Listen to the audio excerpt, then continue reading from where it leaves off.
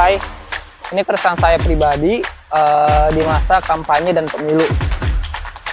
Oke, perkenalkan, saya Saiful, saya mahasiswa komunikasi dan penyiaran Islam dan baru tahun kemarin lulus. Oke, sebagai mahasiswa dan pemuda, kita harus cerdas memilih. Entah siapa pilihan kita, entah siapa yang nanti jadi presiden, kita harus kritis dan harus bisa membaca situasi sekarang. Dari sudut pandang saya pribadi, banyak isu yang beredar di mana-mana. Ini Hamin 1 pemilihan presiden ataupun DPR. Mungkin ini akan jadikan kenangan buat kedepannya, karena 5 tahun ke depan akan ada pemilihan lagi. Nah, ini pentingnya kita untuk membaca dan menganalisis. Hasil analisis saya mungkin bisa keliru, tapi nanti kalian bisa benarin. Kalau menurut pandangan saya, untuk presiden sekarang dari 01, 02, 03 itu sangat berkompeten di bidang-bidangnya.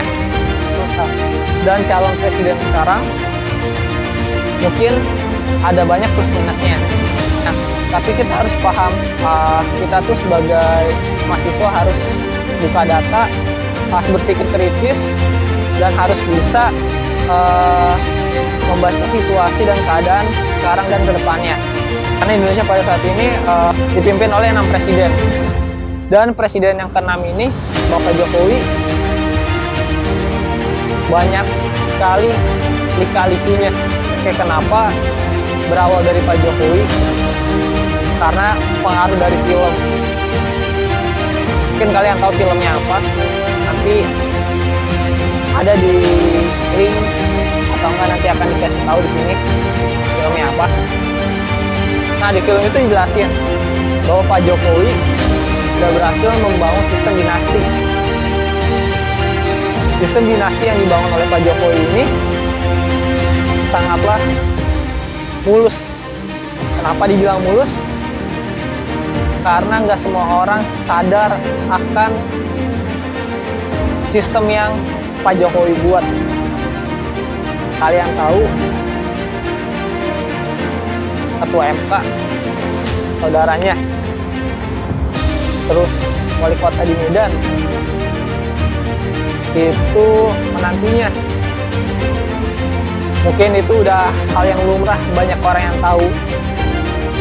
Tapi untuk sistem yang dibuat sekarang dengan putusan MK, anaknya Pak Jokowi, Gibran,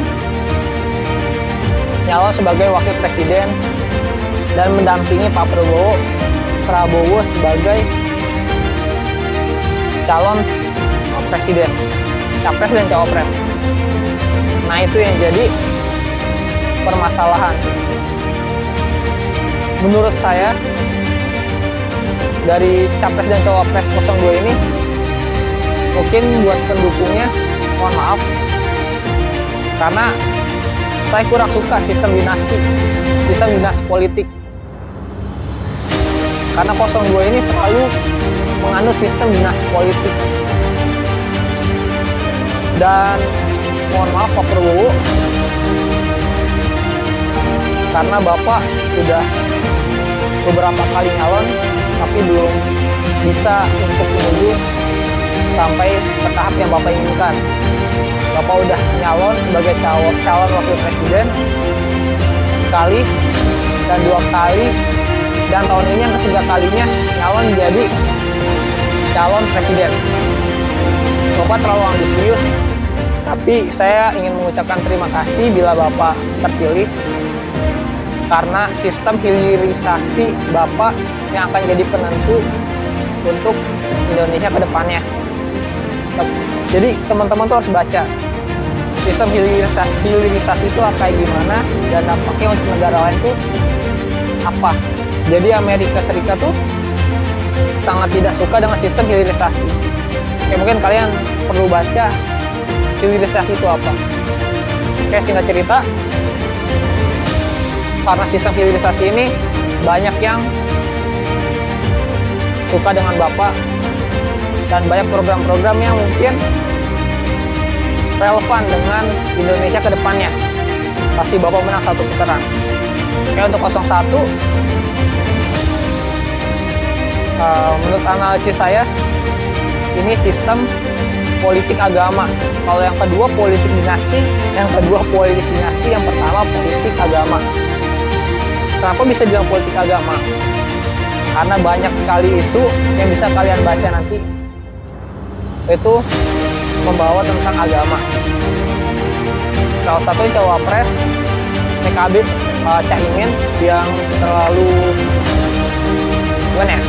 Saya kurang sukanya gini, dia terlalu mengajak untuk warga NU untuk memilih beliau. Oke, itu politik agama banget ya. Jadi untuk teman-teman bisa paham kenapa kalian harus ngerti, karena ini akan terjadi di Indonesia ke depannya. Untuk 01 tujuannya untuk membangun Indonesia jadi lebih baik. Yang 02 untuk melanjutkan yang sudah dibuat oleh Pak Jokowi sebelumnya dan akan membuat sistem yang baik lagi. Tapi entah kenapa dengan adanya perubahan, Indonesia pasti akan menjadi lebih baik lagi. Dan untuk 03, mungkin sistem politiknya kapitalisme ya. Oke, mungkin 03 saya kurang bisa menganalisis lebih, karena 03 ini disetir oleh Ibu Megawati. Mungkin kalian tahu track record Bu Mega seperti apa. Bu Mega ini presiden kita yang kelima, dan beliau menjadi presiden karena apa? Karena telah melengsarkan presiden yang keempat dengan cara, ya mungkin kalian tahu dengan cara apa. Nah, dengan cara itu terjadi di masa periode Pak Jokowi yang disetir oleh Bu Mega. Ibarat kata boneka lah. Mungkin nanti Pak Ganjar akan sama nasibnya dengan seperti Pak Jokowi, akan disetir lagi, akan jadi boneka lagi. Hal itu bisa terjadi karena dari hasil setirannya Bu Mega akan jadi poin pentingnya, apapun pilihan kalian itu hak kalian. Intinya kita sebagai kaum milenial, pemuda, mahasiswa harus cerdas memilih, terutama cawapres dan capresnya, karena itu yang menentukan. Di tanggal 14 Februari ada calon, ada DPR RI, DPD, DPR provinsi, DPR kota, sama presiden. Ada 5.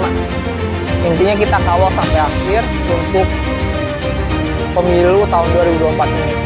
Di tahun 2024 ini banyak sekali yang harus dibenahi, karena banyak lah. Oke, tapi yang saya mau ingetin, jangan sampai kalian golput, karena banyak orang yang ingin merayakan pemilu. Jadi ya pokoknya entah 01, 02, 03, saya masih belum tahu milik siapa. Tapi kalau dalam hati saya, ya saya ingin Indonesia dapat berubah menjadi lebih baik lagi. Entah kenapa ya, entah kenapa ya Indonesia harus berubah. Mungkin perubahan udah dibuat oleh Pak Jokowi dan akan dilanjutkan nanti oleh presiden selanjutnya. Tapi satu hal, lingkungan harus dijaga. Mungkin itu aja. Hai.